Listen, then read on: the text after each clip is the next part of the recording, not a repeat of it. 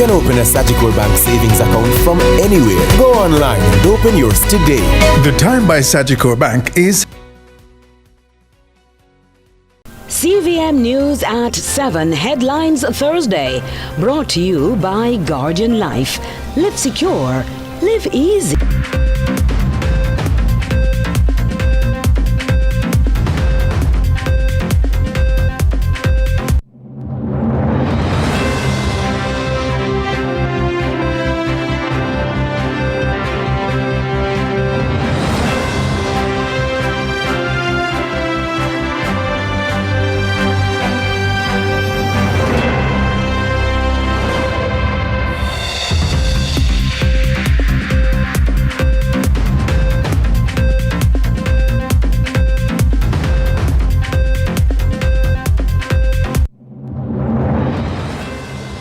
Tonight in CVM News at 7, cigarettes and sodas taxed. We have comprehensive coverage and reactions as government tables 2026 budget. Making gains, Prime Minister reacts to Jamaica's ranking latest corruption perception index. And I still hope to lead my party. Damian Crawford speaks after controversial PAAC removal. Later in our special feature Query This, we explore rights and responsibilities of tenants and landlords. While in sports, Winter Olympians commended by Governor General on throne speech.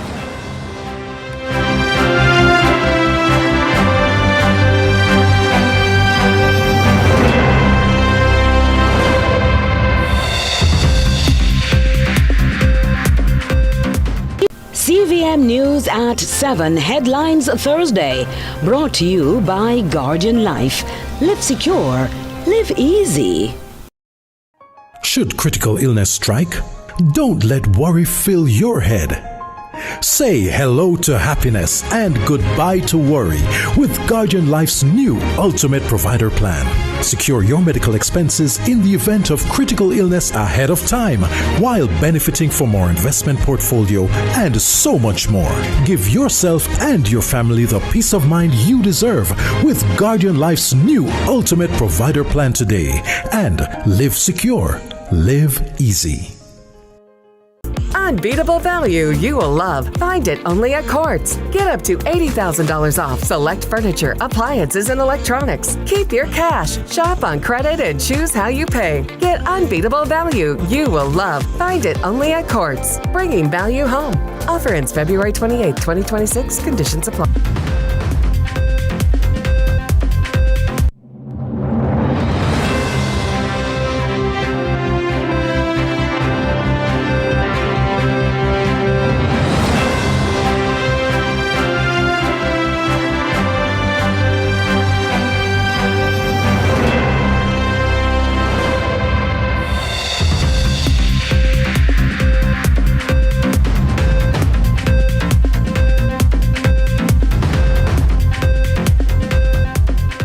From Kingston, Jamaica, this is CVM News at 7. It's Thursday, February 12, 2026.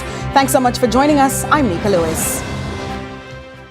Questions continue to swirl, but before that,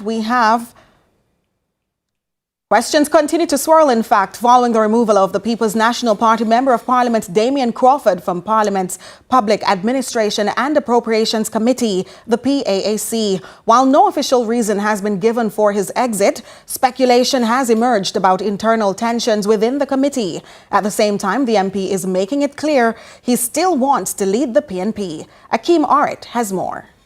It still remains unclear what set in motion the removal of Damian Crawford from Parliament's Public Administration and Appropriations Committee. Speculations, however, suggested a strained relationship with Committee Chairman Peter Bunting may have played a role. Claims Crawford says are disappointing.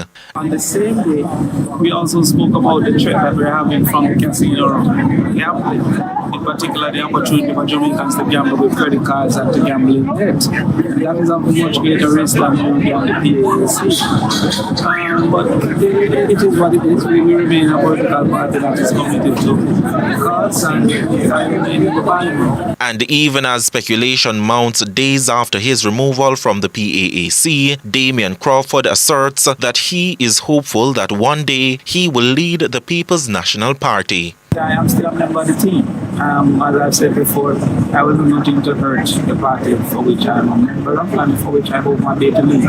But I've never been coy about my hope to one day be chief decision maker. So it is what it is. But we're all on the team. As I said last week Tuesday, the minister, the leader of the party was in lockstep with me as it relates to the casino. And then I was in lockstep with him as it relates to what happened with the asset tax. So our opinions of the world still remains the same. Crawford notes his commitment and work done in the party is more than enough to garner the support needed.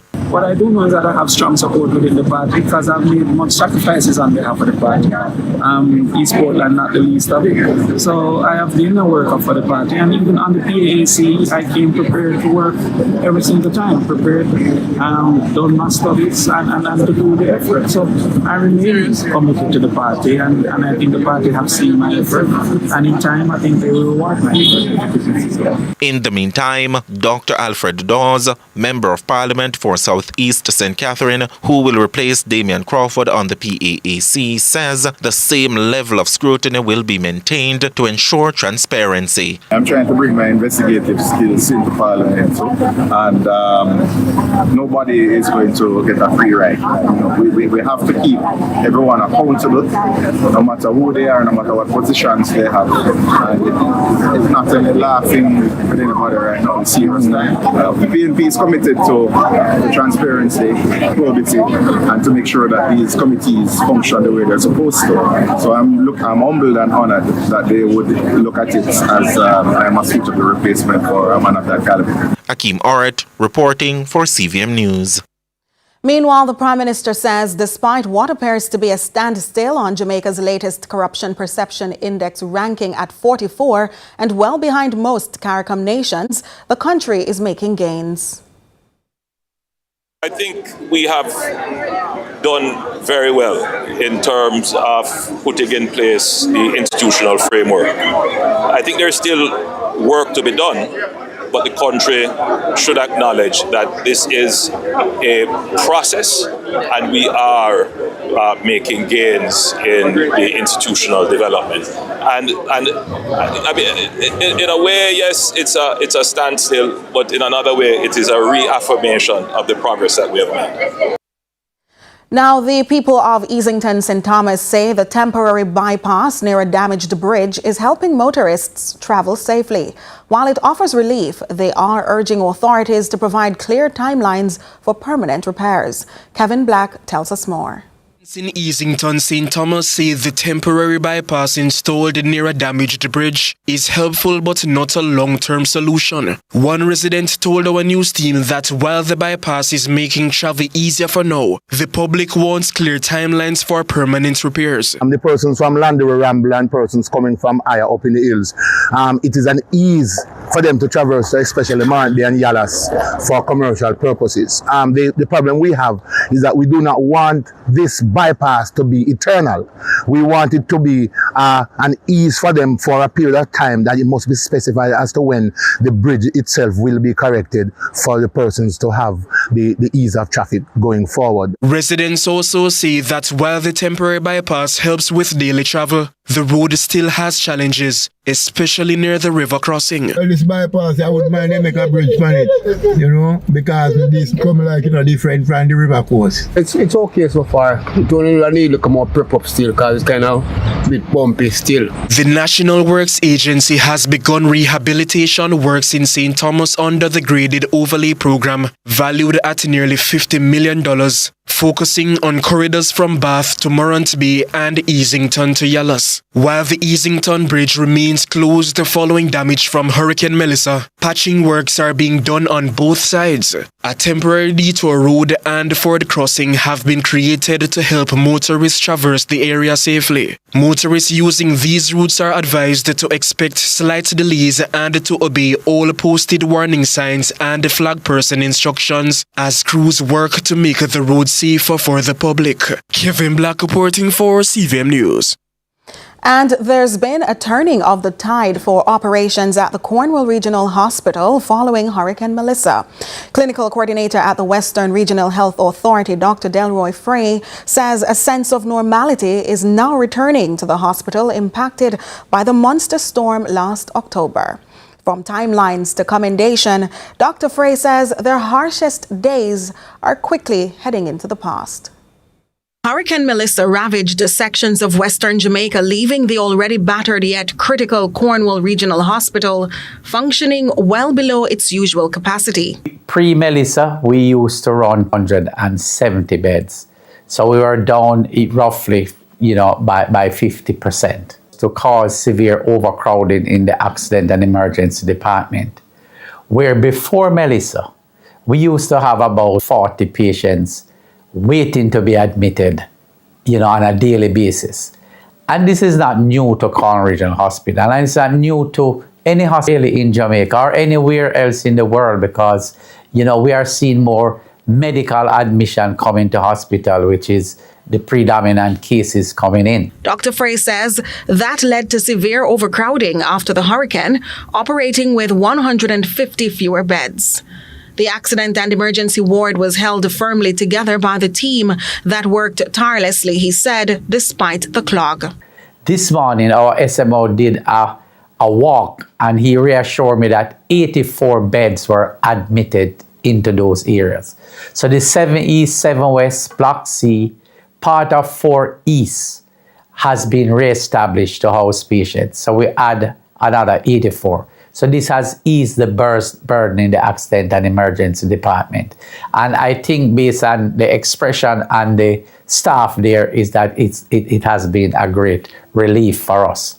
We are working very hard this week to establish the other spaces, which will be delivery and part of 4 West and part of 9 East, which is medical, so that we can fully establish. He injected strong doses of praise for the teams who managed to provide essential services in the days after the hurricane. And despite the winds, he is aware there's more to be done to enhance the overall services. We're almost at the stage of pre-Melissa state for the hospital. However, I want the public to know very clearly that we are not happy with that still, because having 40 to 50 patients waiting in the accident and emergency department, it's still a problem. And as I've said before, we even evacuate the main building, we were having that challenge as well. However, help has come where we are given a dome that will be set up, as a ward that can house 100 patients with all the facilities in it. And hopefully, and please note the word hopefully, it should be established by the end of this month or early into March. We take a break. Stay with us.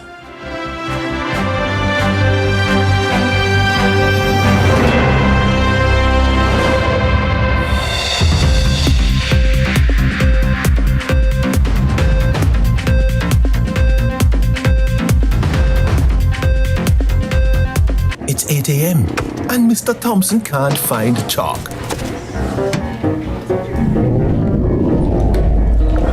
Or his dignity. Is White Squall out? Meanwhile, on site, error. A mash-up concrete. Or so it seems. Wait, I can't belly that. It's almost that time for Ashley's belly to clock out.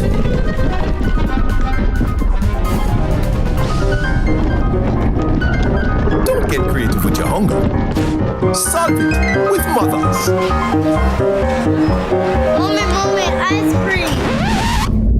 Even the little ones get hungry too.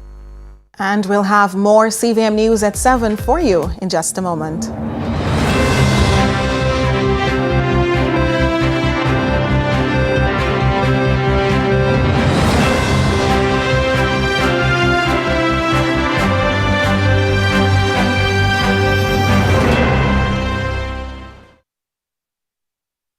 Let's delve deep into the issues. We'll take you beneath the surface. Greetings and salutations. My name is Orville Higgins, and it's another edition of Fan Central. Talking to the people at the heart of the top sporting stories. Hear from your favorite sportsmen and women and the administrators who work tirelessly to make it all happen. It's a live sports talk. I've written an entire article. Yeah. Looking at all the major issues every Tuesday at 9 p.m. It's Fan Central.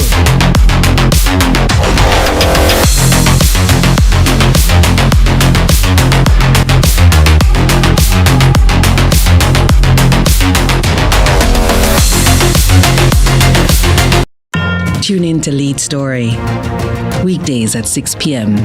Hosted by Jody Ann Quarry. Brought to you by Horizon, a new loan product from Access Financial Services. Every dream conquered is another dream gained. I land and I fly again like a jet plane. Headed straight in your direction, 'cause I'm wiser, one step closer. I'm winning 'cause I work so hard, and the music keeps on playing, and the people them I say we are my show tonight. Oh, what a feeling! Don't stop dreaming. Keep on believing in the power of the feeling. Whatever you want, take a chance. Song in your heart, step in your dance. You got a spark, don't fit it down. Shine your lights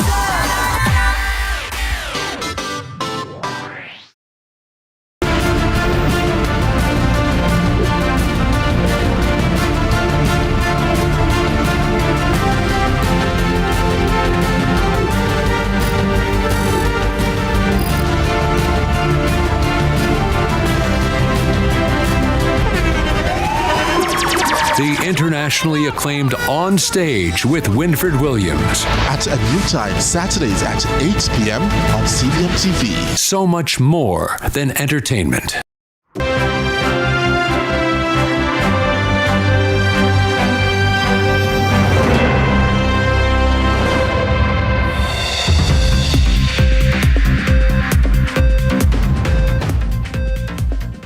Welcome back. We continue with our coverage of what's happening in the nation's parliament today and the new taxes we spoke about. Now, these taxes include GCT on digital services and intangibles supplied from abroad. Measure 2 leverages the special consumption tax, that's the SCT, on non-alcoholic sweetened beverages at 2 cents per milliliter, and Measure 3, an increase SCT on pure alcohol.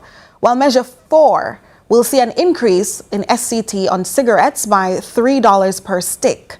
Measure 5 sees an adjustment to the current 20% duty concession for motor cars for public officials. Number 6 will see an increase in the environmental protection rate from 0.5% to 0.8%.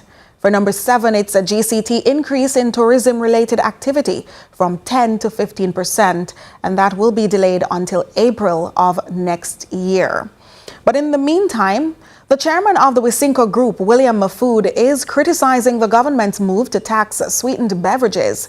Mr. Mafood says such taxes are based and do not work, or biased rather, and do not work. At the end of the day, I think it's unfortunate to single out a single class of products for tax purposes, where when you consider that there are many, many products that are loaded with sugar which wouldn't fall under this group, and are those products also, I mean, it's, you know, it is to some extent somewhat biased in its approach. A number of countries have tried to tax sweetened beverages, and it doesn't work. It doesn't reduce consumption of beverages. What it actually does is it puts a tax on the very poorest in our community, because the majority of consumption of these products is the average man on the street. Furthermore, what you end up with is a situation where you take money away from the pockets of those people that they could be using to spend on rice and flour and so forth by taxing them on sweet drinks. Mr. Mahfood says he is still awaiting further clarity on which products will be affected. Now, joining us to help break down the new measures is tax expert and managing director of A. Peart Advisory Services Limited, Alison Peart. Welcome, Ms. Peart. Hi. So please clarify for us what the tax on digital services is about. Until we see the law, this is one of the issues I continually complain about. We hear the budget announcement, but we don't have legislation. So a lot of it you have to try to read into. So without the law, we don't know for sure. But my take on it is that this is an attempt to put GCT on Airbnb, Uber, the apps that we use in Jamaica that don't pay the taxes that a hotel room would pay or a taxi service would pay. So to be clear, taxation, particularly for countries that operate with treaties or just in general, you are taxed based on you coming in Jamaica and having a physical presence. So if you're in the United States and you do work in Jamaica, you'd normally, before you even look at the tax treaty, you look to see, do you have a presence? Are you physically in Jamaica? Our tax laws and our treaties never contemplated the internet, never contemplated what we're doing now. So this is an attempt to ensure that Airbnb and the apps are paying what a Jamaican entity would pay. Now, one thing I must caution, the name is very similar for a tax Canada tried to put in and one that France tried to put in. Canada just scrapped theirs because they're trying to do an agreement with the US and the US went apoplectic. Theirs was a 3% of the value. This is GCT. So let's be clear that this is a clarification of the GCT Act to put GCT on digital services and intangibles whether or not you are registered. So I could see the Airbnb, I could see the Ubers. Clearer? Indeed. Do you expect, therefore, some amount of difficulty collecting that tax? Well, usually those taxes are not on the foreign entity, it is on the consumer. So part of the issue will be how to know who is in an Airbnb. So I know that the Jamaican government have their ways of does what online, so I suppose that will be how they will get it. So I don't think it's not going to be Uber paying it or Airbnb paying it. It would be you who come and stay in the Airbnb or you who use the taxi. No, how the mechanism will work, we wait and see with the legislation. Just to note, Barbados has something similar on Airbnb, but they do it as a levy. They do it as a separate thing. Understood. So there is some precedence for it, but it's slightly different. So what this is a clarification of the GCT Act. Because remember, you cannot charge GCT unless you're registered, right? Indeed. These entities say they're not here. They're just in the air on and up. So this is an attempt. No, this is an issue globally. You can imagine companies in Europe and governments in Europe getting quite upset. So I don't know if you hear talk about global minimum tax. That is an attempt to collect money from these digital companies globally. However, various countries like Canada did put in a digital tax because there's a disconnect between our tax laws and presence, because traditionally you fly somewhere, you take a boat, go somewhere. No, it's coming through the air. Indeed. But you know what? We want to talk about the other aspect of the measures that were implemented or set to be introduced. Government always seemingly goes for the so-called sin taxes, the cigarettes, the alcohol. But is there a point at which this becomes counterproductive? For example, cigarette makers have said that it encourages black market products.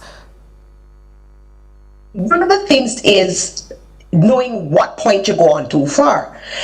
Nobody complains about taxes on sin. So if you also have to look at the impact on our care. Cigarettes are known to create lung cancer. Alcohol is a poison. So if you abuse both, you're going to end up as a burden on our healthcare. So globally, and slap the sin, it's normally more palatable. Other than the people who produce them, you don't hear. So it's an easier sell.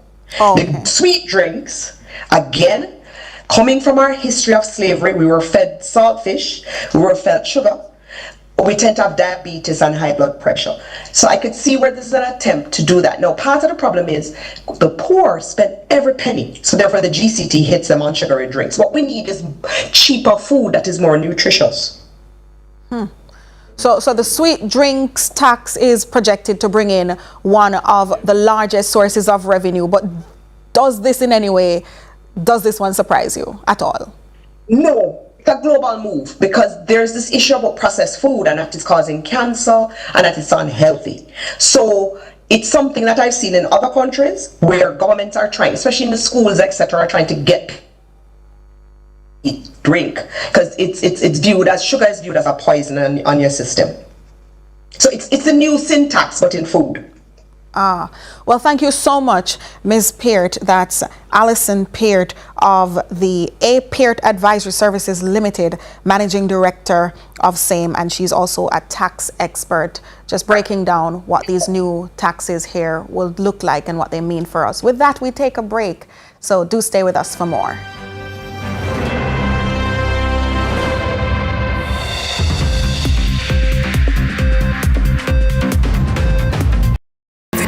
Value menu has you thinking chicken. Get the famous combo for just $640. The time by KFC is 7:30.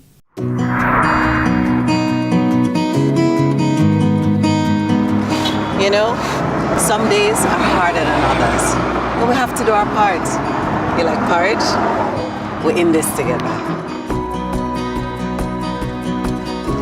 Morning, nurse. Thank you for what you do every day. Come in, nurse. Our bona fide.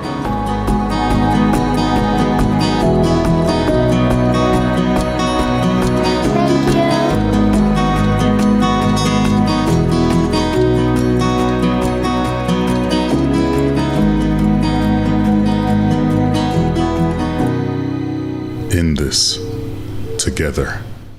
Yes, what me do? What you do? Me go check me prostate. No, seriously? Me nah do that. Remember say that pops drop out from, you know. Me have to take it serious. You can't just do the blood test, you know. But better safe than sorry. So me do the full package. Plus, the NHF card help pay for the PSA test. Biggs, you're 40, you know. The earlier, the better. Cause me know you still want fire on all cylinder. NHF is here for health. NHF is here for you.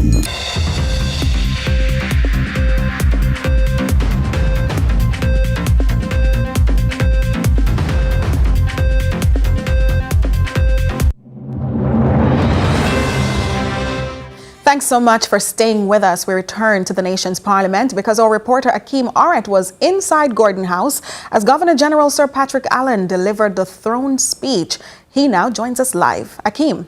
Thank you so much, Nika. Now, in his throne speech early this afternoon, Governor General Sir Patrick Allen said Jamaica was severely tested by Hurricane Melissa, describing it as one of the most destructive and disruptive climate events in the country's history.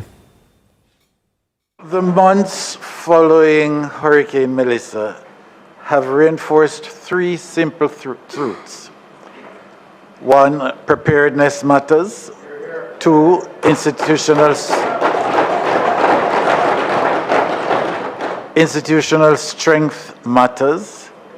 And leadership matters.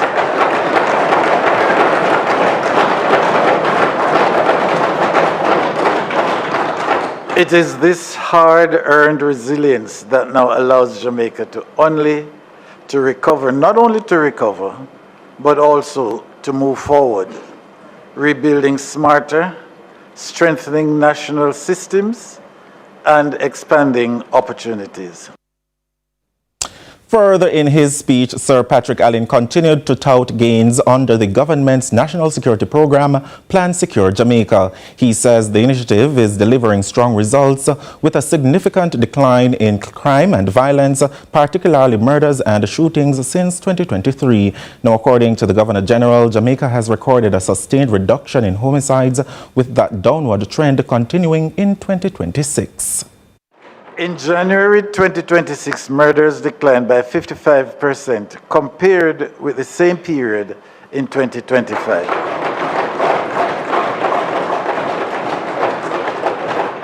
The long-held dream of a safer, more peaceful Jamaica is no longer distant.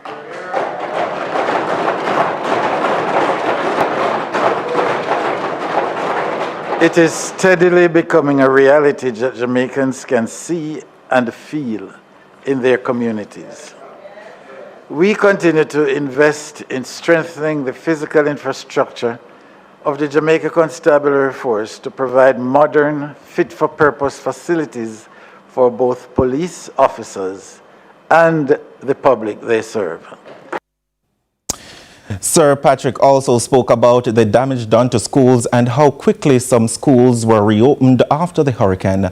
He also highlighted Jamaica's recovery of the agricultural sector. Now, looking ahead, Sir Patrick says citizens must act with unity, discipline and resolve, not only to recover, but to shape a Jamaica worthy of aspirations. Nika, over to you. Thank you, Akeem. All right. Still at Gordon House, we spoke to a few people there because there was the usual pomp and pageantry at the official opening of Parliament on Thursday. And so from newcomers to stalwarts, fashion trends were being set on both sides of the aisle. Outside Gordon House, supporters were not to be forgotten, donning party colors and creative styles. Young and old stood behind security barricades looking on with hope and joy as their party leaders and icons made their way to the Parliament. Some shared issues that concerned them. The ones that we have already. So why you want to impose a disaster tax on us? For what reason? And not our fault. In Jamaica, we're not ready for any taxes because at this point in time, everything has gone skyrocketed. And situation, as you can see, we just passed through Melissa, and it's a lot of things that we have to go through. We have to be prepared, looking after the elderly, looking after those who have suffered a lot. Many have lost their houses, and some of us have to be using our own resources to be taking care of those who have received devastation. So that's it. No more taxes. We can't manage it.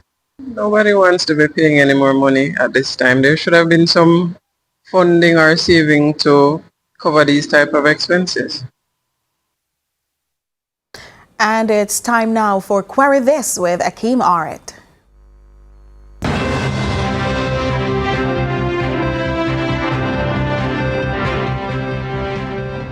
Rent disputes are a growing concern for many Jamaicans, from rising rental costs to delayed payments. Tensions between landlords and tenants are not uncommon. But under the Rent Restriction Act, does the landlord have the legal authority to disconnect utilities as a way of resolving a dispute? Well, according to Attorney Michelle Thomas, the answer is a clear no. It is illegal. The landlord should not seek to take matters in their own hands, and it's definitely not a self-help tip to go and disrupt the tenant's quiet enjoyment. What is advisable is they utilize the Rent Assessment Board or the parish court to resolve their issues. These are avenues in which the landlord can take the tenant by first serving a notice to quit and seeking a recovery of possession from the parish court. Attorney Thomas further explains that even though the property belongs to the landlord, such actions may carry serious legal consequences. So if it is that, for example, they disconnect the light and they have frozen meat that has become spoiled or other things that might be affected as a result of the disconnection, then the tenant can have a claim. Also, in the parish court, which is a civil arena, a breach in one's quiet enjoyment or harassment at that level can lead to a fine or imprisonment. If you are facing similar challenges with your landlord, there are available legal remedies. They would have to show proof that they would have suffered losses, and those losses would have to be quantified